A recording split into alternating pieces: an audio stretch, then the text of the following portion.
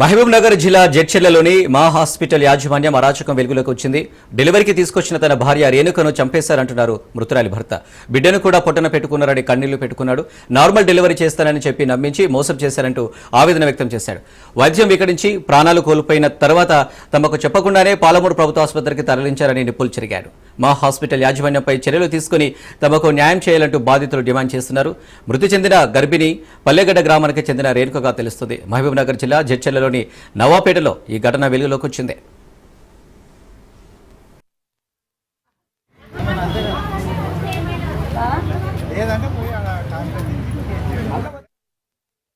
Delivery date ఉందంటే హైదరాబాద్ నుంచి bus class వచ్చినా నేను మా అత్తమ్మ మా మామ ఒక 1 hour 2 hours లేట్ అవుతుందని చెప్పారు. సరే మా అమ్మ రండి ఇక్కడ చూపిస్తాం, మేము కలుస్తాం డైరెక్ట్ వెళ్ళి మేడం అని చెప్పినాం. మేడం మన నార్మల్ అయ్యే ఛాన్సెస్ ఇట్లా చాలా ఉన్నాయి అది అంటే సరే మేడం మళ్ళీ చేయండి ట్రీట్మెంట్ స్టార్ట్ చేయండి అని మా మామ అత్తమ్మ వచ్చిర్రు. డబ్బులు పే చేసినాం 10,000 పే చేసినా కానీ పైన పోయి అంత అది చేంజ్ చేసుకుని అయిపోయినాక ట్రీట్మెంట్ స్టార్ట్ చేసి గ్లూకోజ్ పెట్టి స్టార్ట్ చేసేసి అయిపోయినాక ఇంజెక్షన్ ఇచ్చారు. ఒకటి ఇంజెక్షన్ ఇచ్చినాక కన్నులకి వాటర్ వచ్చినాయి.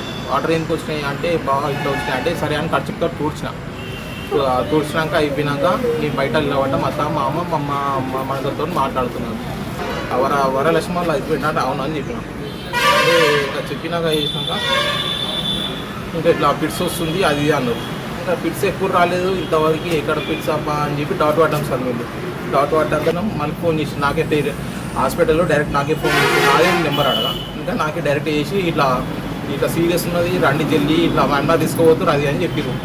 మేము మీకు ఇట్లా ఇక్కడ వచ్చినా చేసి మళ్ళీ అక్కడ పోయినాం సార్. ఇక్కడ వస్తున్నాం కదా దెర్చెల్లో ఉండరు కదా అని చెప్పి ఇక్కడ వస్తున్నాం. ఫోన్ చేసి అక్కడ మా అన్న గవర్నమెంట్ హాస్పిటల్ తీసుకోవద్దున్నాం అంటే మళ్ళీ గవర్నమెంట్ హాస్పిటల్ వెళ్ళినాం సార్. అంతే ఇంకా ఆడికి వెళ్ళినాక ఇంకా చనిపోయి సార్. అప్పటికే మధ్యలో ఎప్పుడు ఏం పోయిందో ఇంకా తెలియదు మనకి.